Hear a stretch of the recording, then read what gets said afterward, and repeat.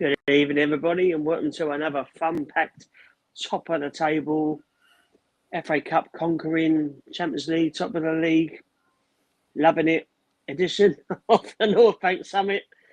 As the song goes, it's just the two of us tonight. Me and my beautiful co-host, Mr. L Smugger himself. Liam, how you doing, my friend? Yeah, I'm not bad, mate. I'm not bad. Yeah, it's not been a bad couple of weeks, is it? After that horror performance at Wolves, yeah, we've kind of shackled that off and back up and running again. Absolutely. So we've got lots to talk about. Obviously, we didn't have a show last week, so we've got beating Chelsea, beating Mansfield.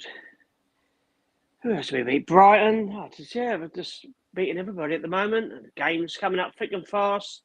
We've got FA Cup draws to talk about, Champions League to talk about, league games to talk about. We might even have a couple of little jokes about Spurs as well. Just why not? They're there to be laughed at. Oh, absolutely. So we might as well delve straight into Chelsea last week briefly. Obviously, always nice to beat them. It wasn't the greatest of performances, was it? But we got the job done. Set piece FC. Hello. 3 more points in the bag. Yeah, I didn't ever think it was going to be a pretty game of football, to be fair. Like, we see what the home game was like in the League Cup. I always have a bit of a worry when we play a team that we haven't lost to for a long time as well. I knew it was going to be that kind of game, and it was just about getting over the line again and backing up the Tottenham performance for me. 2 set pieces, boiling piss, happy days. Absolutely. I mean, it's funny because we're all moaning about Chelsea, but we're going to be all cheering them on in a couple of weeks. Because obviously they've got Man City at home coming up. And to be fair, if they play like they did against us, I mean, they huffed and puffed. They'll give them a game and it'll be lovely if they can take a point or two of them. I think Chelsea will take points off Man City. I think if you look at Chelsea's record against Man City, that they've picked up quite a few kind of draws against Man City. So I think Chelsea can go there and win. Like, you have to give the manager a little bit of credit. He's took 3 losses and they're all at Mikel Arteta's hands. Which it's crazy, isn't it, really? Not digging you out there, Gav, but it's facts, and I come to you with the facts, mate. And yeah, but overall, apart from obviously that, you got to say that he hasn't done badly in Rosenia in terms of what he's taken over, and they have got good players. They've got very good players. Like when you look around the pitch, there's really, really good young talented players, and I think we might look back at that result at the end of the year and think, yeah, do you know what? Getting over the line there was a big one because that was a shady additional time added on, mate. Look, we got over the line, but that was one of the hardest last 6 minute watches I think I've seen at the Emirates. I was literally clinging onto the chair in front of me. It was that tricky. The offside goal was just horrendous. And obviously, because you can't know at the ground, obviously you're watching it and having to listen to Ratty and Neville going, oh, I think that's onside. I was like, oh no, for God's sake. And then you see it and realise he's just talking crap again and he's actually quite far off. But God, it's just going to be the fine margins in it. It's just going to be just scary to the end of the season. Like when we talk about the Brighton game, it's just horrible. It's not enjoyable anymore. I mean, mate, all the times we treated to beautiful football when a Wenger years, I didn't win anything, but you could kind of relax and not be stressed. But now it's just completely opposite. It's just scary. And that's Arsenal, isn't it? That's Arsenal in a nutshell. Like we do make things not easy for us. I don't know what that was, but we don't make things easy for ourselves. We didn't make that game easy for ourselves. You've got to give Chelsea the credit. They're down to 10 men. And they tried to take their opportunity in injury time. And look, an incredible save from Raya, from Garnacho, shot. And then obviously, I don't know. Like, I want to say, yeah, right, it was a great save from Raya. And it was a great save. But sometimes I think he needs to calm down a little bit himself. I do feel at times, yeah, right, like when he was running back, punching the ball and all that. Now, it just doesn't seem totally in control. Do you know what I mean? know, yeah. In certain aspects. And I'll go back to that Wolves game. Like, with him and Ray, Gabriel, I just think they just need to calm down. They just need to be composed. Like, they've all got the capabilities, they've got the tools, they've got the team, but it's just about, like, do you know what I mean? In crucial moments, just being composed, do you know what I mean? And just doing the right things. Look, I don't think the midfield or the wingers help whatsoever at times, giving the ball away in silly areas, but they got over the line just about, and yeah, it was a big 3 points. Yeah, massive, and a special thank you to Pedro Neto for his little moment of madness. It's really helped. Bless him. I appreciate that greatly. So obviously pushing on from there to the Brighton game. Obviously we knew it was going to be tough. For some reason or another, we've always had funny results against Brighton, home and away recently. And yeah, it was another funny game. Obviously Saka scored, well, it's a strange goal, really, wasn't it? It's good to see him shooting, you know. But yeah, I don't know what the keeper was really doing. I think everyone was quite surprised when it went in. Well, that was a gift, weren't it? If we're being totally honest, yeah. Poor goalkeeping from the Brighton goalkeeper. It shouldn't be beating him whatsoever. There's not really much else to talk about during the game, is there? Like, it was again, I'll talk about like the last 6 minutes of that Chelsea game, or say the last 10 minutes was a hard watch. That whole 90 minutes was a hard watch from start to finish.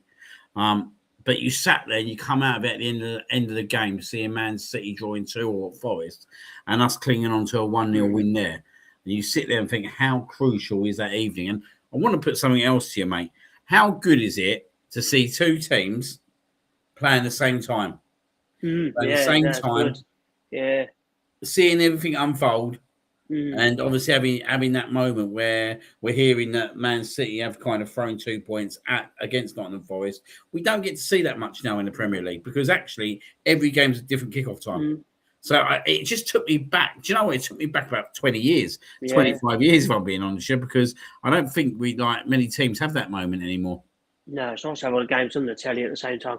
And I have to say, I'm not going to lie, the last few minutes, I switched over because I couldn't cope and put the Man City game on, which bizarrely was even more stressful, especially at the end when, you know, instead of having just 7 minutes of injury time, and they still added on 2 more. And that chance at the end, when, bless him, good old Murillo, he blocked that shot in the line because it looked like, I mean, how they didn't score because it looked for all the world they were going to whack it in. But, yeah, the thing is now, obviously getting towards the business end of the season, the so-called easier games become the hardest games because they're the teams that are down the bottom. You know, everyone's expecting, because we've got West Ham to come, and everyone's going, oh yeah, hopefully Man City, you know, West Ham might do something against them, forgetting that we've got to play them as well. Obviously, they had a bonus from a London derby, but we just got to keep getting through as we're getting through. It's just, you can see how hard it is to win games. I mean, you know, Wolves, bless them. I mean, we should never have drawn that game. But even they've, you know, beaten Liverpool and beaten Villa, and it's just showing now. I mean, Pep and Van Dijk have come out and said, you know, this league, it's the hardest it's ever been. I totally agree with old Pep Guardiola. I think it is the hardest the league's ever been in. And let me put it this way. It's not the most glorious in terms of football, how football's played. But when you look at this league, and you see Wolves upsetting in the space of 2 weeks at rock bottom of the table, Arsenal, Aston Villa and Liverpool, all within the top 6. That tells you the competition of this league. There's no ground you can go to and just guarantee you're going to pick up 3 points. Do you know what I mean? There's no team that you can kind of rest players in this league and you can expect to ease 3 points. This is a very, very competitive league. Like, you look at the likes that Crystal Palace won the FA Cup last year.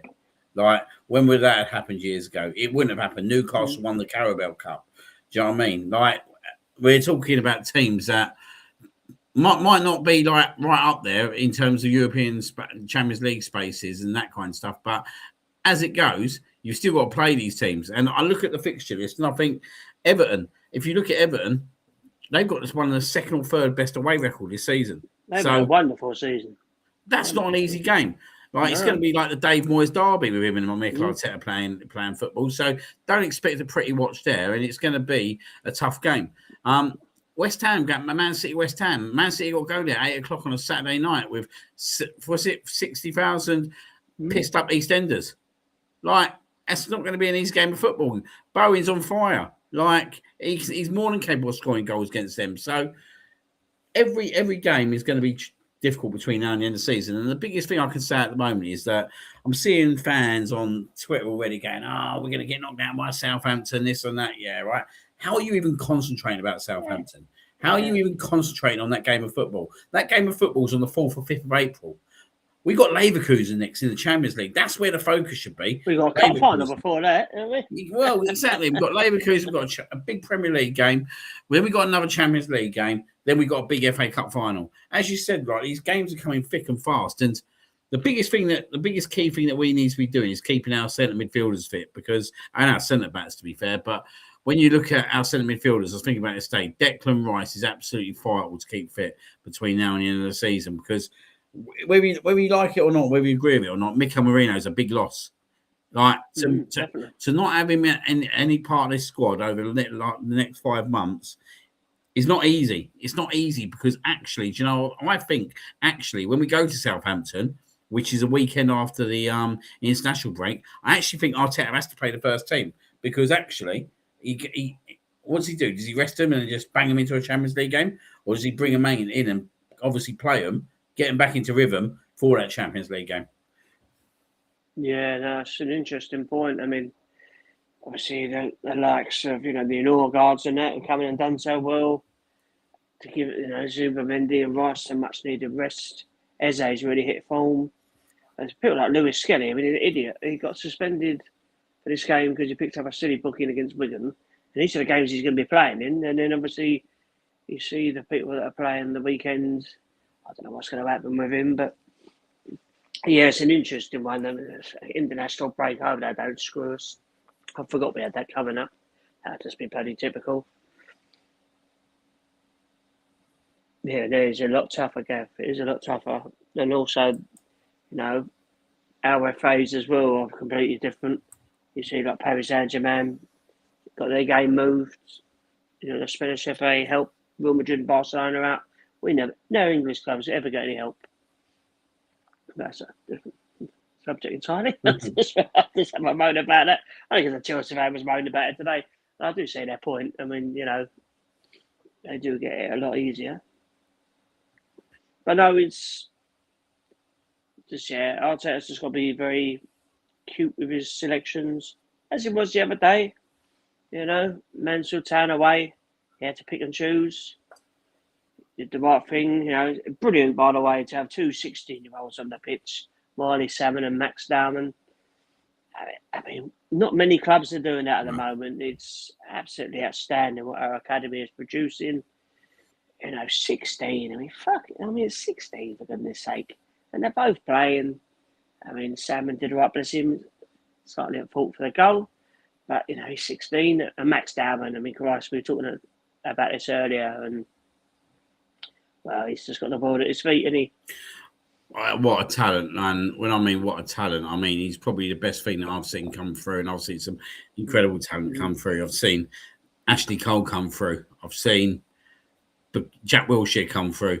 I've seen Bukayo Saka come through. And I don't want to put incredible amounts of pressure on him, and people go, well, it was only Mansfield the other day. Well, it was only Mansfield that Martinelli didn't know how to turn up in and apply himself. Do you know what I mean? It was only Mansfield that quite a few other players didn't know how to apply themselves. But you've got this 16-year-old talent who was put into a number 10 role on Saturday, absolutely taking the game to him single-handedly at times. And when I mean single-handedly, I mean single-handedly. And that, you can't tell me that you can't be excited of what this kid's future is going to be. In my opinion, and look, this is only my opinion, when I see a player with this much ability, I just think to myself that actually if he's good enough, you play him. And it doesn't mean he starts games every week because obviously that ain't going to be the situation. But if I'm looking at him and I'm thinking, I need a goal, or I'm thinking, do you know what, we're 2-3 up here, let's bring someone on to just roast some legs in the last 20 minutes. I don't see no better in him at the moment. I don't see no better in him. We know Martinelli can do stuff when Arsenal are 2-3 up. We know he can expose tired defences. But the problem with Martinelli, let's be honest, he's very one-dimension.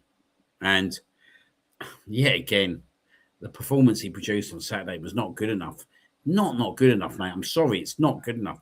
And when you're seeing a player like Max Dowman taking the absolute game to him, and people going, "Oh, it's only Mansfield," like these are still professional players. Do you know what I mean? These are still professional football players. Like, I know they've not been performing Mansfield to a capability they should be. What were they? Fourth, fifth from bottom in League One. But look at Port Vale, what they did to Sunderland the other day. They were rock bottom and they beat them. So you have to turn up, and you have to, as a seasoned professional, you have to turn up to these games, and you have to be ready to kind of display yourself. And look, Max Dowman done that by an absolute bucket load on Saturday. And if I was Arteta, I'd be sitting there thinking, how do I not let him play football? Because I just don't. I think in certain situations, he's unmanageable. Like, you can't defend against him. And we see it in the pre-season. We see it when the season started. Like, he come on in a few games, didn't he? I think the Leeds game, he won a penalty in the last minute. And that's right. Yep. Teams just can't defend against him. His feet are so quick. He's a special talent. And yeah, he's got to be managed, obviously, wisely. But at the same time, I think if you're good enough and you're young enough and you've got the capabilities, why not? We see Wayne Rooney come through as a 16-year-old, and look what he did, mate. He was banging hat-tricks on his Manchester United debut in the Champions League. So, yeah, for me, it's very much that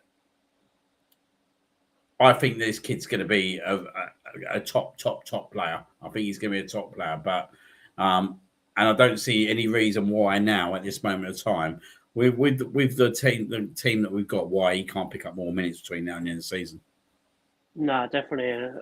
Saying to you earlier, it's like he's so direct. You know, he's going to win penalties, he's going to win free kicks, he's going to win corners, all playing to our strengths. And people can't get close to him. They just can't help but bring him down. I mean, sure, he's going to be sooner rather than later. He's going to be, he's already back in the squad. And yeah, I just don't see how he's not going to play. I think looking forward, especially to next season, I think he's going to be playing a lot. I know he's young, and I know they've got to look after him, but, you know, without putting too much pressure on him, you only have to look at Lamine Yamal at Barcelona, same age, and how good he is, ridiculously good. I'm not saying he could be as good, but the signs are promising, and why not? You know, as you did with Rooney, just let them go and play. At that age, they're fearless. They don't care. And obviously, the scary thing is all the players are giving the ball. You've got experienced players like your Norgas, your Rezes, and that. They're giving this lad the ball. You know, they go, yeah, they know how good he is. Declan Rice has all been banging on about how good he is. So they know how, all the signs are there. Oh, Gav, trying to put words in my mouth, as I can see. The way Liam is describing it is Max is a new Messi. Look, that it has been mentioned. You can't. No, you can't. There'll only be one Messi. No, you can't. I think the way he glides about, they say, is Messi-esque. Which, they're not saying he is Messi, but it's just some of his movement is very similar to what he does. Yeah, you can't. Which is great. We'll take that all day long. Yeah, you can't liken him to that freak of nature, mate. Like, this is the best player that we've probably seen, like, in our lifetime, in Lionel Messi. Like, you've not heard once Lionel Messi's words come out my mouth, but what you've heard is that I'm bigging up a 16-year-old saying he should play football. And then you're attaching it that actually this is what Liam's thinking. Not really thinking of that at the moment, but what I am thinking is, and I think you hit on the forward, like when you've got a player at your Mal's level, who look, he's an unbelievable for talent as well, absolutely fantastic. Max Dowman, that's the journey that I want to see Max Dowman go down. That's what I'm trying to say. That I want to see the journey where this guy is given the opportunity, and I just think like when you look at the structure of this squad. And the strength for this squad, and you see the strength for the defence that we've got, and you see the midfielders, and you see what we're probably linked to in terms of the summer. Like I know we're getting spoken about Tonali, who I think will be an absolute fantastic player.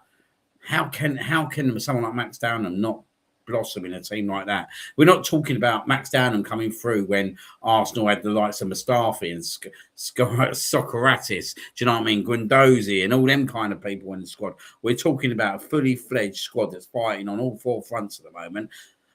So yeah, I do think that he's an incredible young talent. you can't liken anyone to Lionel Messi because there was only one Lionel Messi. But I am excited. I'm really excited about this guy. I'm really, really excited. And I thought the way he applied himself on Saturday was top class, top class. In a team that, if we're being totally honest, wasn't really performing in the first half. And I thought Mansfield played a bloody good game of football, to be fair. Look, this is the thing. When you go to the League One sides, you're playing against the pitch. You're playing against the fans. You're playing against everything, really, because actually everyone wants you to lose. We'll be exactly the same. Look, when Chelsea playing Wrexham, we all wanted Wrexham to win. Do you know what I mean? You've got to adapt to their pitch. So it's not easy, but he made it look easy. He made it look so easy. And that's the biggest compliment I can give him. No, that's exactly it. And, yeah, the sky is certainly the limit. Also, in regards to some of the other players that played, obviously, mentioned Marley Salmon come on. Is it James Jaden Dixon, another 16-year-old that come on?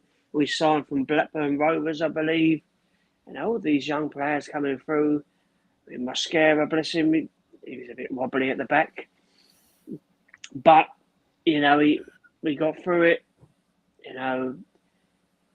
Calafiore, possible injury, bit of a blow, but Eze, though, we'll talk about how good he is at the moment because, I've moaned about him a few times, not going to lie, but he's really, and I said to you earlier, if anyone hadn't guessed, I had a conversation with you earlier, I keep mentioning it, but I read something earlier over the weekend about his stat. I can't remember what his stats are ridiculous. Seems to be between now and the end of the season, he really seems to hit his stride. And for Palace last year, he did the same thing, and I think he scored I was like, 9 goals and so many assists, and obviously culminated in him winning the FA Cup. And he's doing it again. Obviously, 2 goals against Spurs the other week. Chipping in with another goal. It's just, brilliant goal as well. Lovely finish. And, he really seems to have taken on, the position now of the key man in midfield. Odegaard's still injured, and he's grabbing the opportunity with both hands. Yeah, I think that everyone knows my kind of thoughts on Eze. I think he's an absolute maverick of a player who probably has had some absolute incredible highs in terms of North London derbies. But obviously had that period where he weren't being picked, he weren't being played. We don't really know the ins and outs of that as we're supporters, but it was kind of intriguing. But what I would say is, over the last 3 to 4 weeks, I've started to see the Eze come back, that the one that I have been quite renowned to know, playing for Palace, and obviously certain games now that I'm seeing that he's having a much more bigger impact, not just in terms of his footballing ability, but I think his character within the team.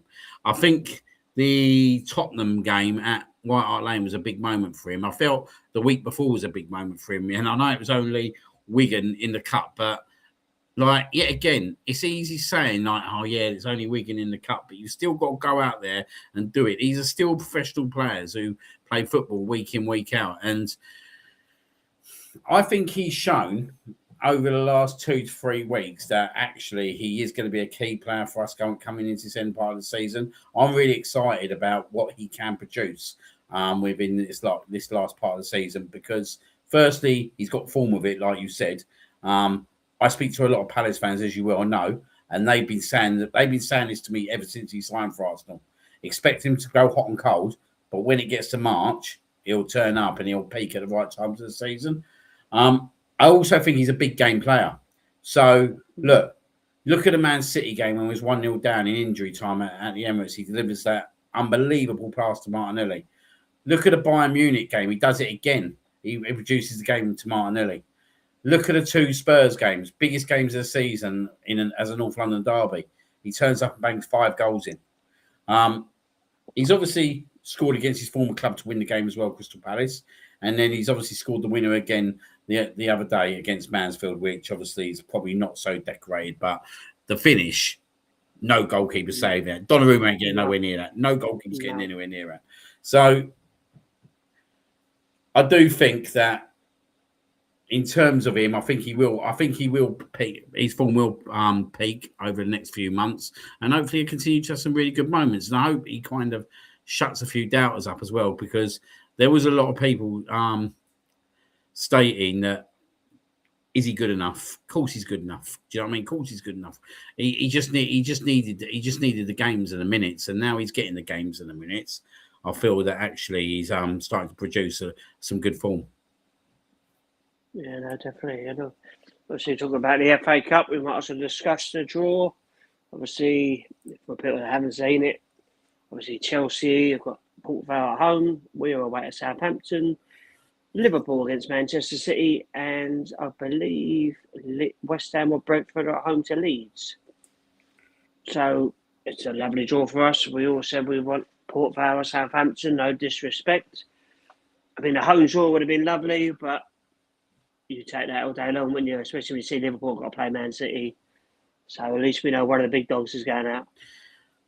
It's not a great draw for Man City whatsoever, that. It's not a great draw. Liverpool will be well up for that. I actually fancy Liverpool to go there and win, if I've been totally honest. Well, they've got nothing to lose, have they now? I just fancy Liverpool. That actually, I think that that's a big game for them. That is a big game for them. So, and I just feel that Man City, they've got.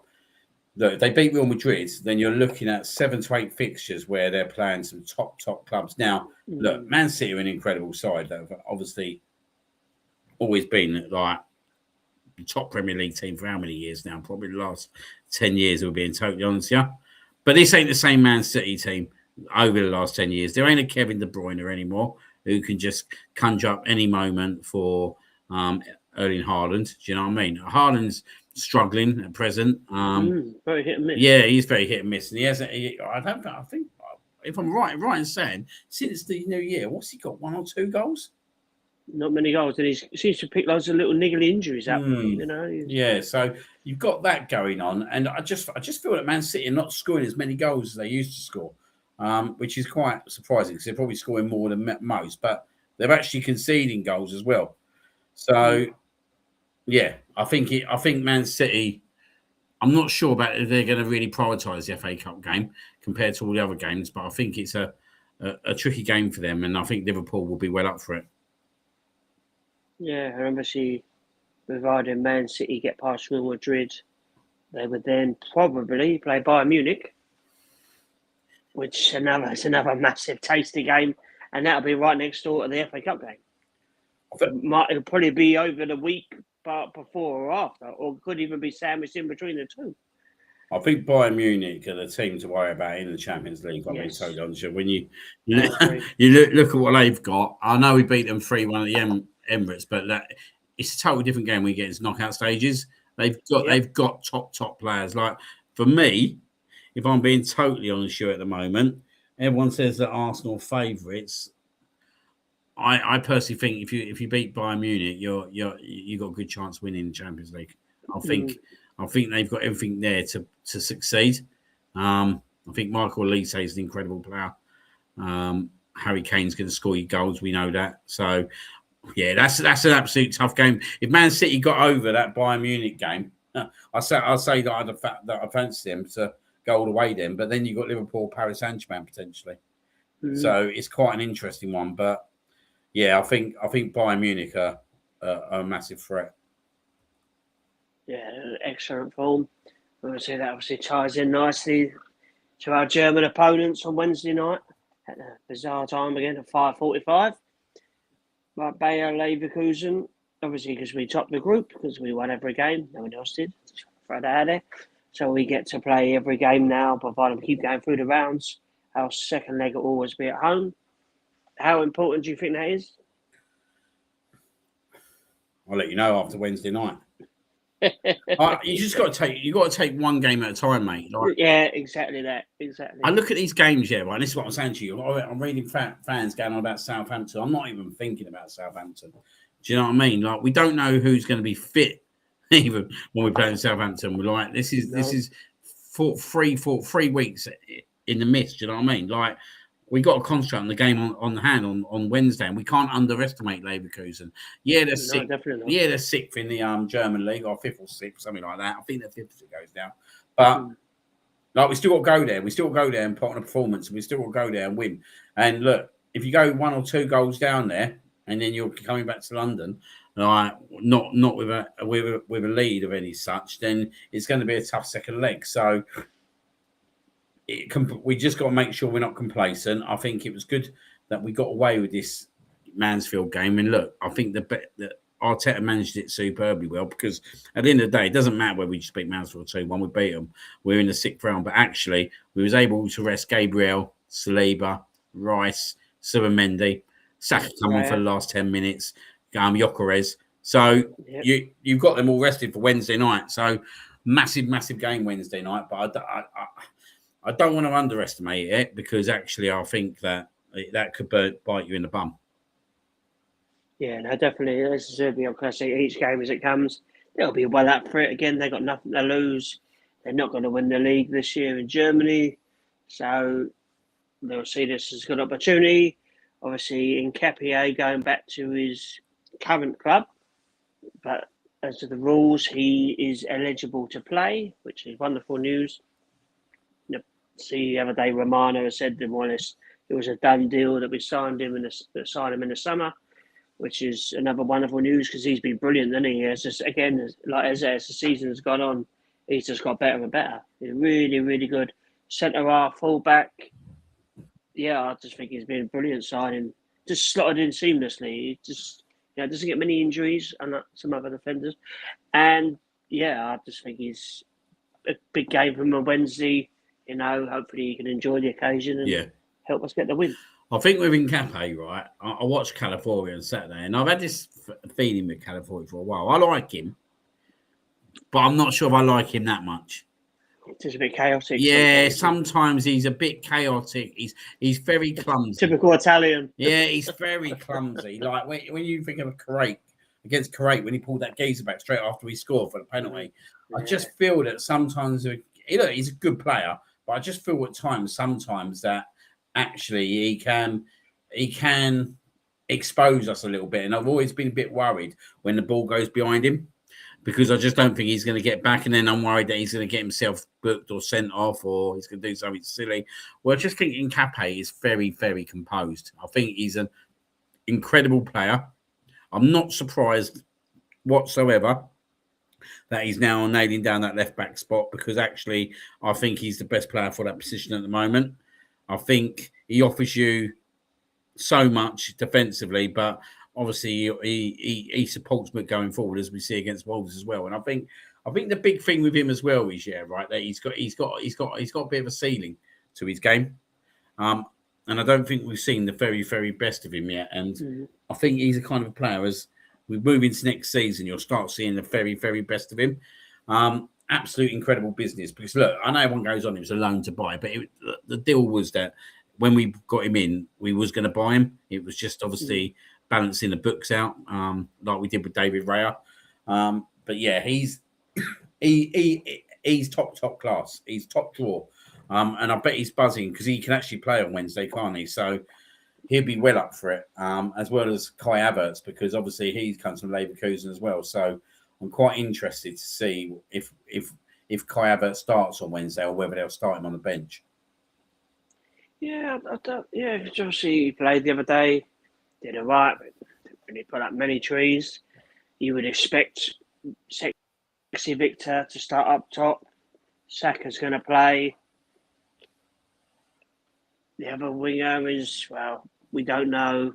It'd probably be Trossard, because he tends to.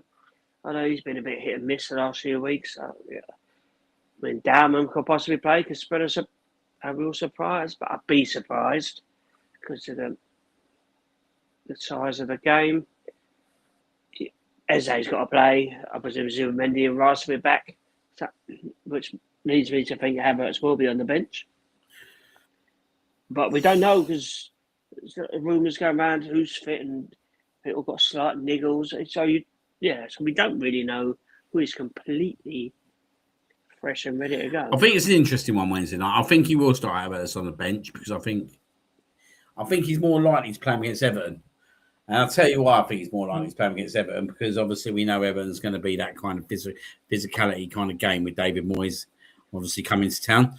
So I can see him definitely starting on Saturday. I think he will start on the bench tomorrow. I don't think he's fully ready to be thrown in. just because obviously he picked up that injury. But we need to get Kai Havertz fit. Like we need, and I say this in the best possible way and the best possible respect to Odegaard. We need Odegaard fit just because we need really, really good options to be able to firstly rotate, but also in these cup games to be able to play like players like Odegaard. I don't see Odegaard starting many Premier League games between now and the end of the season, if I'm being totally honest. Like there's rumour that he might be back before the end of the month. We're getting to April at that point. Do you know what I mean? Like, do you even know what's wrong with knee injury apparently? But is it his knee? Is it? I just look at him, right, and I just think, well, at the moment we haven't needed him pretty much for the whole season. So why would we throw him straight back in? But when you start looking at like the quarterfinal, the FA Cup, that would be key for him to come in. And I actually think Odegaard's really good to come on to finish games off. Like he'll slow the pace down in the game. Jump in, he'll control the ball. He'll keep the ball. Against Leeds and Spurs, he assisted with 2 goals. Yeah, he did. Yes, he so did. I see him as more of a finisher at the moment, finishing off games. And look, there's nothing wrong with that because actually that's what might win us the title at the end of it all. No, definitely. And like the likes of Nottingham Forest, we haven't mentioned him. Obviously, another goal for him. He's chipping in with important contributions. I mean, I was saying it could be Martinelli or Trossard playing. But it's a possibility he could start on Wednesday. I don't think he fancies him on the left-hand side, does he? Yeah. No. I think he'll play Martinelli in Europe. A good point that was raised earlier on by BX Gunner. Like he knows I've been quite critical of Martinelli over the years. Do I think that he's probably good enough to be in this squad? He is, because obviously he's such a danger in cup football and in late moments of the game. But we're really looking at a player who shouldn't be he should never be utilised for that only.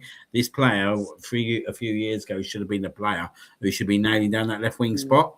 And I just wonder, like in the summer, will they potentially sit there and think, you know what, shall we cash in on him? Before we start losing value, because look what happened to Theo Walcott. We didn't cash in on him. Like we got 20 million for him at the end, which probably weren't bad money, but we probably could have took better money a year or so before that if we sold him at the right price.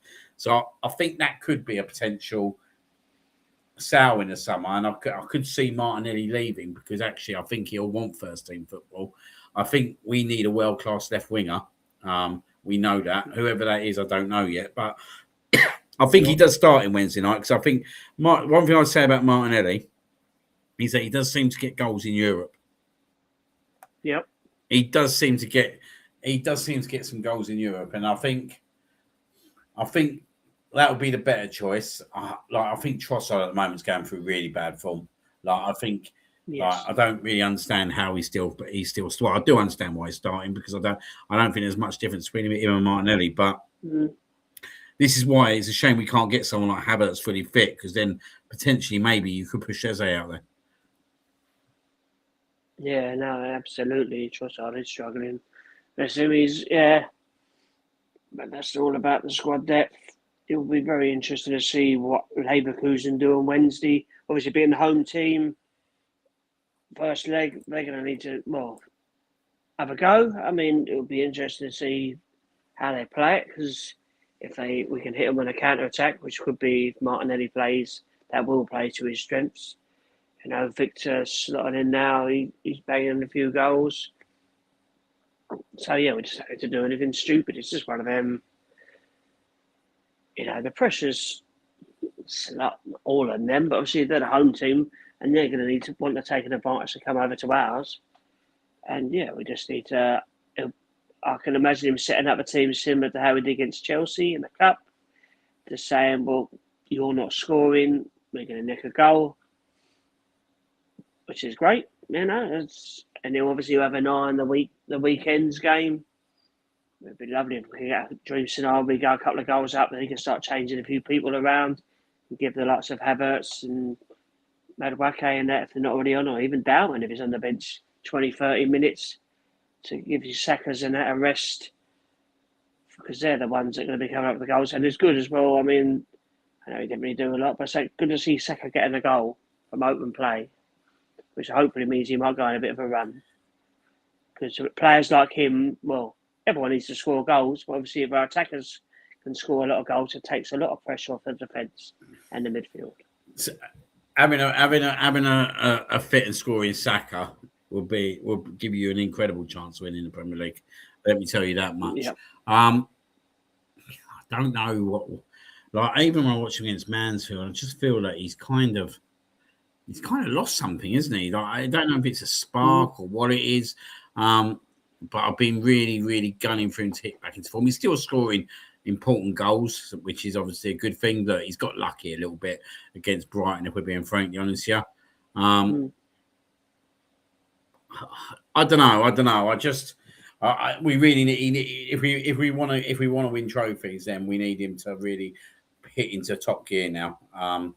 He's fit. He's playing football week in, week out now. I think Arteta's managing him really, really well in terms of his minutes. We don't naturally need him for 90 odd minutes every single game. Do you know what I mean? When you've got the likes of Nonny and Max on the bench, that there are different options there. You don't have to play him for 90 minutes, but he's a key part of the team. He's captain of the team when Odegaard's not fit. Whether I agree with that or not, he is. And yeah, hopefully he can get back to the Saka that we know in the last couple of months, because if you've got a fully fit Saka and Eze clicking into gear, and look, I thought against Spurs away, I thought they connected really well together.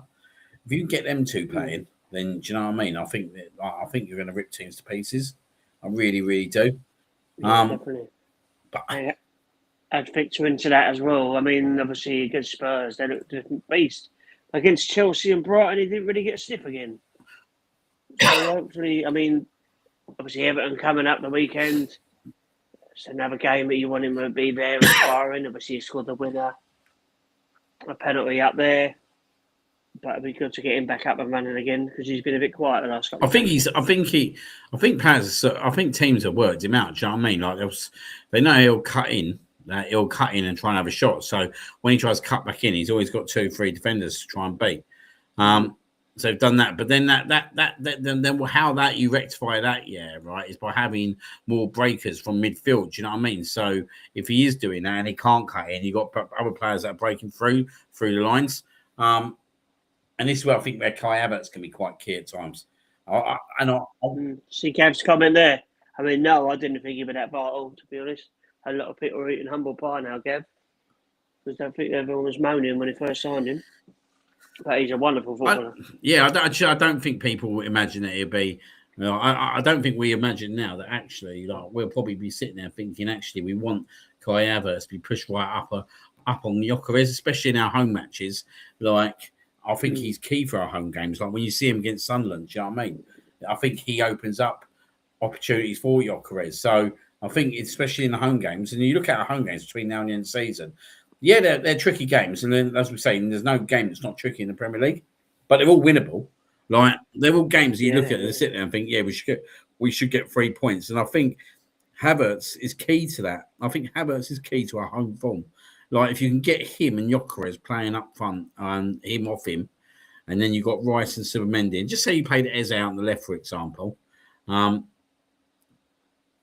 How do teams manage that? I don't really know how teams manage that, because actually at that point, physically, like, teams are going to have Gyökeres and Havertz to deal with. And as we've seen in games that have obviously bypassed us, that actually, especially the Sunderland game, Havertz comes into that box, and what he's doing is he's creating more room for Gyökeres. And then we all know Gyökeres, one thing he can do is finish. So that's where Gyökeres is at his best, in the box. And that's where we've not exposed him enough throughout the season. So I think this is where Havertz comes into his own. But I definitely think in the home games, I think that we should be a bit more ambitious in putting him in the team and pushing him, getting him right up against him. Because you got Subamendi and Rice at the end there in centre midfield, right? Not being funny, how many better midfields that are coming to the Emirates for now in the end of the season than them two? You can't tell me Everton have got a better centre midfield. You can't tell me Bournemouth have. You can't tell me Newcastle have. You can't tell me Fulham have. And you can't tell me Burnley have. Take the game to them. Get the game done. Yeah, Like, no, definitely. This is the most frustrating thing. This is the most frustrating thing at times, that we don't put the game to bed. Put the game to fucking bed. Because once you put the game to bed, you can take players off and rest players. No, exactly. They can stop us from having near heart attacks as well, which would be really, really helpful. Obviously, looking forward to the Everton game Saturday. Obviously, well, it's two massive games, really, when you think about it. You know, we're at 5:30 at home. I mean, you know, Man City, I mean, the next couple of weeks, obviously, Man City are playing after us. And we've seen it when we've played after Man City. You know, it is. You can tell when the players, they know it's there. The pressure is there. You know, if we can get past Everton Saturday, it's 10 points. And then got the 2 games in hand, it's 10 points. The pressure on them to go to West Ham. And are they still winning West Ham? I haven't got a clue. No, 2-2. Penalty. Oh, 2-2. I think Eagles just scored. Oh, okay. To make it 2-2? 80th minute. There you got the first one. Yeah, okay. And, you know, West Ham are fighting for their lives. You know, they had a great win at Fulham the other day. You know, and obviously, I can't think on the top of my head who Forest and Spurs are playing the weekend, but West Ham obviously know what they need to do as well. And it could be a very important day. You know, we just need to do our job. Everton have had a great season. I mean, David Moyes is such a brilliant manager. I mean, obviously, if we do go on to win the league, then normally it is that the manager that wins the league gets manager of the season. But David Moyes is up there for me. He's just, you know, they got Jack Grealish in. He did well. He's out injured for the rest of the season. And some of the players he's brought in, like Dewsbury Hall from Chelsea, brilliant signing. He's been brilliant for them. Ndiaye, and had on the wing, excellent. You know, they're all chipping in the goals. They're very defensively very good. Pickford's going to have a great season. And it will be a tough game. But I don't think Everton have beaten Arsenal at Arsenal for God knows how long. And, you know, we do our job properly. It puts the pressure in onto Man City. And then we shall see. But it could be 9-10 points away. It might not be. It could be horribly wrong. But we just need to keep putting the points on the board, putting the pressure on them, and go on then. We know how hard it is to play second. You always know it's much harder. Yeah, it's horrible. Much harder to play second because you know that actually you've got to do the business. Do you know what I mean? And the best way we can put pressure on them is by winning Saturday. Everton's a hard game for me. Yep. It's a very hard game. This is why I think Kai Havertz does start on the bench on Wednesday. And I think he will go Eze. I think he will go like Martinelli. But I think Kai Havertz will start against Everton. I think because obviously he'll want to play a system that will obviously physically match them. And I just think that this is an important game, this Everton game, because actually I think they're one of the best away teams in the Premier League this year. So you can't underestimate them. It's a tricky game. And actually, once we got them out of the way, Man City still will go to their ground and play Everton. So if you get 3 points, then like you still know that Everton have still got to play Man City still. I think it'll be a tight game. I don't think it'll be a comfortable game. I think it will be another tight game. But I think we're going to have to score an open play in this game. Now, if you remember, the game at their place was decided by a penalty, a Gyökeres penalty. Yes. I think it'll be a low-scoring game. I think it'll be a very low-scoring game. I think it could be one. It could be 1, 2, 3 goals most. And I just think we need to see. It's another game we just need to get over the line. So, yeah, just get over the line, get the win. And just move on. That's all you can ask them to do at this moment is get the win. Do you know what I mean? Like, yes, we do need to win comfortably. Like, it'd be ideal if we win comfortably because actually it put a lot more confidence in players. And we may win comfortably, but we've got to start winning comfortably. But at the same time, we just got to get over the line in games, and that's what we're doing superbly well. Like against Brighton, we just got over the line. All right, we'll take the Wolves game out of it, but it's just about now, mate. The results at the end of the season. They've slipped up already, possibly to what would have been their easiest game in the running. Do I see them winning every single game between now and the end of the season? Absolutely not. I don't see it whatsoever. If you look at this run that they've got, and you look at all the fixtures they got, and you look at if they beat Real Madrid, which I hope they do, by the way, because actually I can see what's coming next for them. Mm-hmm. That's going to take so much out of them. And I don't think that when you strip away the first team and you start stripping away the first team, I don't really think that they've got the options that they used to have. Yeah, they've got good seasoned pro players, like you've got your John Stones, do you know what I mean? You've got your certain players, your Dokus, do you know what I mean? You've got your Mamouches, but they're not what they used to be, mate, 4 or 5 years ago.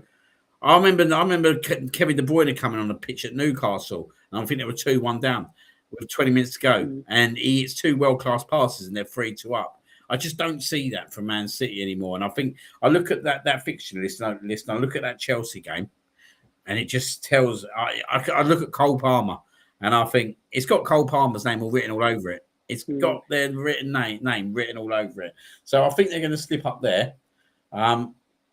And then who knows what happens when we go there? Do you know what I mean? If we go there and don't lose, then you'd like to think that potentially we should be winning the title. But there's still 8 games to go, mate. There's still 8 games to go, and every game is going to have its own drama. It's going to have its own.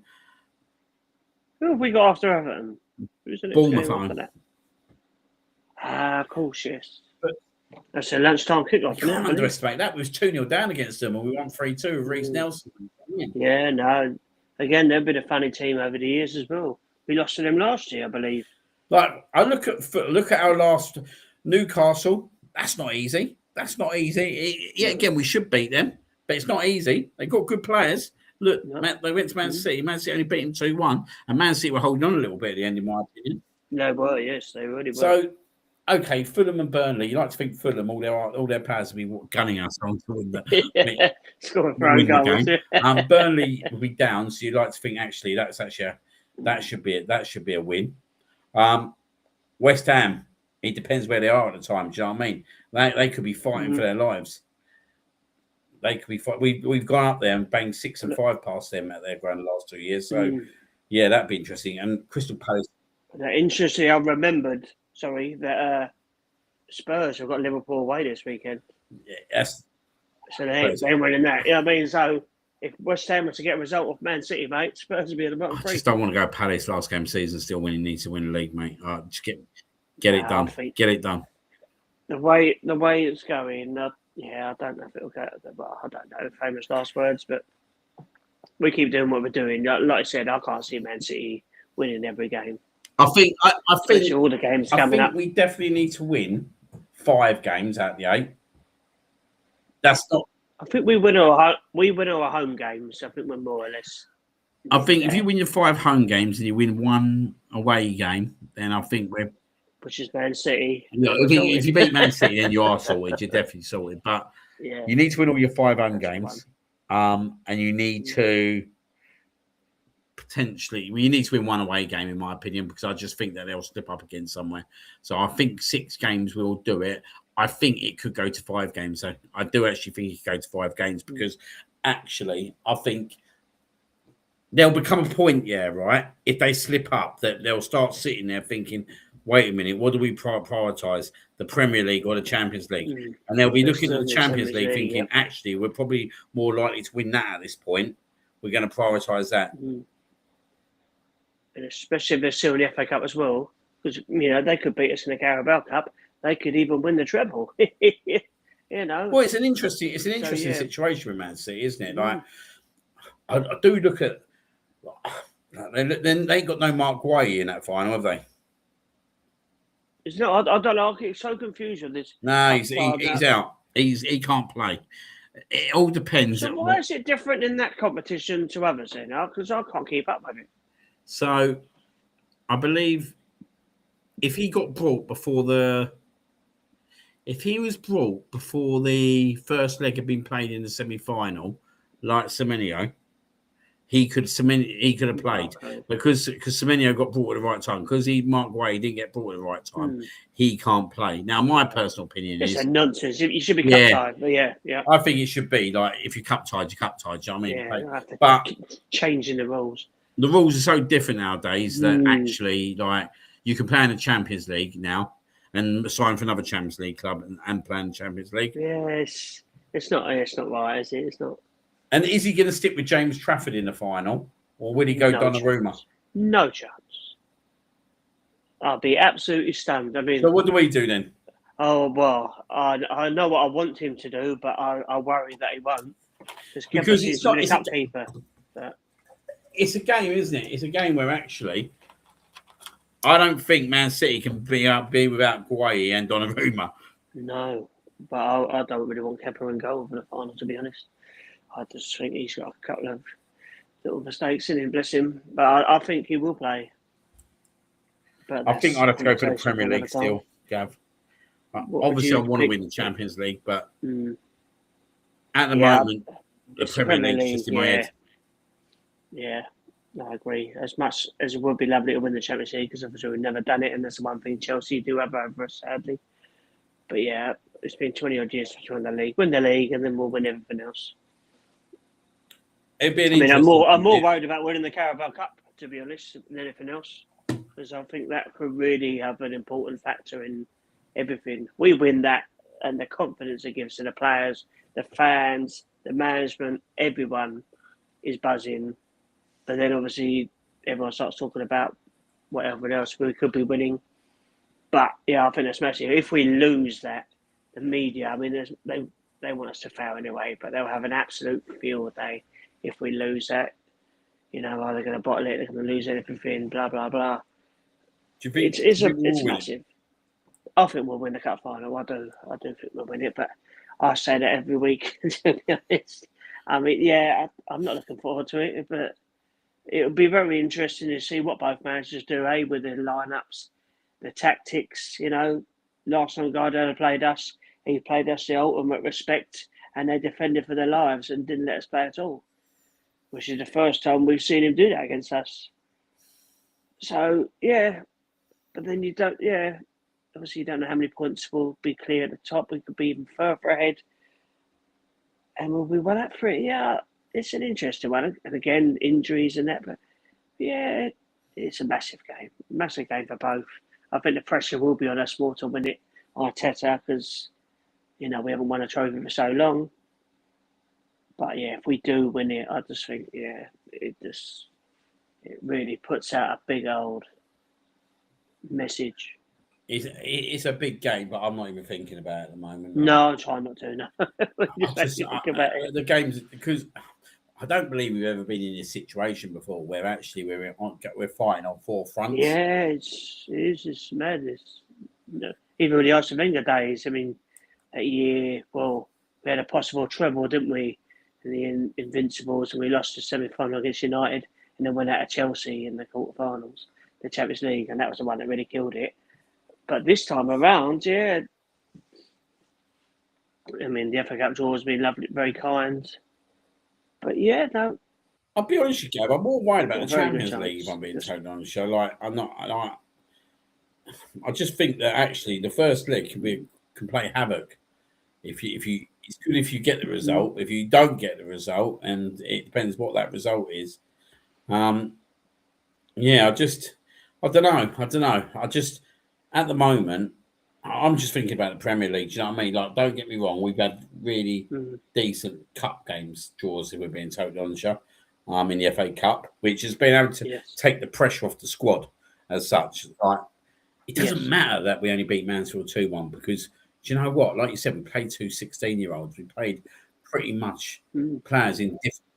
All that matters is we won. And you rested all them players like Gabriel, Saliba, Suma Mendy, Rice, do you know what I mean? Gyökeres, Raya. You was able to rest them and actually get through to a quarter-final. Like, I don't think he can get away with it at Southampton, by the way, and I don't think he will attempt to because, as I said, that's a weird game because it comes back. It comes back after the international break. So Arteta has to ask himself, does he rest the players or actually does he bring them back in? Because actually, you've just been all the players been out in international week for a week. I think he has to play the first team because he'll need to get them prepared and ready for the Champions League game. Yeah, but you can't moan with Southampton away. Do you know what I mean? When you look at that draw, you think you ideally want Port Vale, but if you don't want Port Vale, it's Southampton, isn't it? Yes, and it is potentially another trip to Wembley in the semi-final, and it's another game to look forward to. Interestingly, though, if it does go to the semi-final, that Arsenal-Newcastle game will end up being moved till May. Oh, okay, yeah, okay. But then hopefully more, so that we want Man City to beat Liverpool, so their game will get moved as well. I think Newcastle will end up getting. It depends on when's the FA Cup final. That's the other thing you've got to think about. Is it the FA Cup final the week before when we played Burnley? I don't know because I haven't got a clue. Because obviously last year the final was before the season finished. But obviously with the World Cup coming up, I don't know if that's been changed. I don't know. FA Cup final. And they've still got the last game of the season is May the 24th. I know that because it's my mum's birthday. So I don't know birthday. Yeah, go on. Well, when's the cup final? I think it's the week before. Yeah. Saturday, 16th of May. So that Burnley game will be moved. So you've got Burnley and Newcastle. If you're in the Champions League, where's that going to get moved to? Yeah, I don't know. That could end up playing havoc. Mm. That's going to play massive havoc. But it's also going to play havoc for Man City. Yep. Because if they got to the FA Cup final, they'll potentially have 3 fixtures. Yeah, there will be. Yeah. And what happens if we're both in the Champions League final? Yeah, there's something for them to sort out, that's for sure. It's going to be very interesting, mate. Like, actually, looking at it like this year, right? It's going to be interesting where they put all the fixtures. If Arsenal, Man City got to the FA Cup final, just to take for example, City have got 3 games they're going to have to get covered, and Arsenal got 2 games, but there's also Champions League games in the week as well. Like, obviously, one fixture will be played between the FA Cup final and the last game of the season. So you're looking at Wednesday. I think there's probably a Champions League the week before. I don't know, but yeah. It could work out in our benefit that Arsenal Man City gets the FA Cup final. Yeah, no, definitely. Yeah. Be very interesting. But yes, we will wait and see what happens. Well, before we leave, I should do a couple of predictions. Absolutely, yeah. Everyone wants to hate, don't they? So, Leverkusen away. Do you want to go first? Tough game.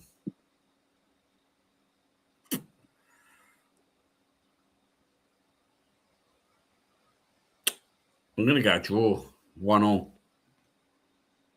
Interesting. If you say that, I'll say 2-1 Arsenal.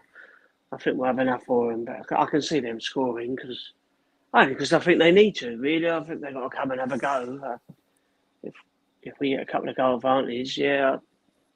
But yeah, I'll say 2-1. I think so. And go to the Everton game, I'll go 3-1 on Saturday. I can see them scoring because I can see it being a bit twitchy. But I just think we've just got enough firepower. Lots of Havertz and that. 1-0. 1-0, yeah, I'll take that. It would not surprise me the day boys derby. Last minute Havertz winner. I mean, it'd be lovely. Don't get me wrong. It's great for the scenes, but it's not good for the heart. I think, yeah, it's going to be. And saying that, if we did win like last minute, that would proper whack Man City one. They'd be warming up at West Ham, and because they'll probably have it on the big screens going, "Oh, lovely," and then seeing us score, they'll be like, "Oh, you know, it could be a real killer blow." It does have that effect on you, don't it? Like when you see the Liverpool goal. I'll go try and get some shoes. What's he saying now? Everton win 2-1. Yeah, no, I think when you watch that Liverpool game, it is that kick in the nuts, and it does do you. I ain't gonna lie. That early Ireland penalty kind of killed me. Oh yeah, it was infuriating. So yeah, maybe it's just because obviously Salah scored the other day for Liverpool against Wolves' first goal for a while. interested to see if he perks up a bit now. The other interesting thing, right? Say they drew against West Ham and we won. It's 6 points then. And whatever happens, if that happened, we'll increase our goal difference as well. And then if you look at it, we'll be definitely about 6 or 7 goals plus on them at that point. You start sitting there thinking, and actually, Man City need us to step up 3 times. There's 3 games, and then win 3. That would be 3 times. Once we get to 6 points, they'll need us to step up ideally for 3 games, unless they're going to start banging loads of goals in. I just don't. I think it's quite hard now, isn't it? The way the team's set up to just go and bang goals in.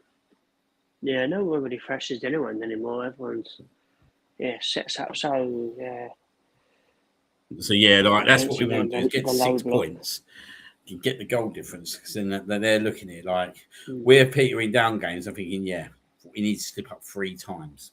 Do you know what I mean? Where they're having to go perfect as well. At that point. Exactly. There's more pressure on them. They're playing catch up. We've got the points on the board. They might have a game in hand, but they still got to go and win it. And Crystal Palace, they've hit a little bit of form. They've got nothing to lose. So I don't know when is their game in hand. Arranged. So that's another game. That's what I'm saying. They came up with a ridiculous amount because what screwed them over was Crystal Palace actually playing in the Europa Conference League. Yes. That's right. And this is what I'm saying, that actually, if Man City slip up again and then they start getting all these games, but on Champions League on top, they're easy enough to start prioritising actually which one do we think we're actually going to win. So it's so important for Arsenal just to keep winning. They've got to win the home games. Exactly. They have to win the home games. Let's keep ticking off the wins. As you say, we've got 8 games. Let's keep ticking up 1 game at a time. Win that one, tick it off, move on to the next one. I bet you don't, mate. You and me both, mate. Yeah. Hopefully, tears of joy. Absolutely, so. Yeah. And then that'll be one very happy show afterwards. Right, well, cracking. I think that's everything covered. I don't think I've missed anything. Yeah, I think that's covered everything off, isn't it? There's quite a lot there. Yeah. That's it. Onwards and upwards. Just the 2 of us. Yeah, very cosy. Not a late Valentine's Day treat. A treat for you all. Absolutely. Thank you everybody for watching, for all the nice comments. And thank you, Liam, for coming on. Thank you. And 2 more games to go. Champions League glory. And hopefully another league win. And hopefully West Ham do us a little favour and Spurs lose again. Thank you, everyone, and good night. Well.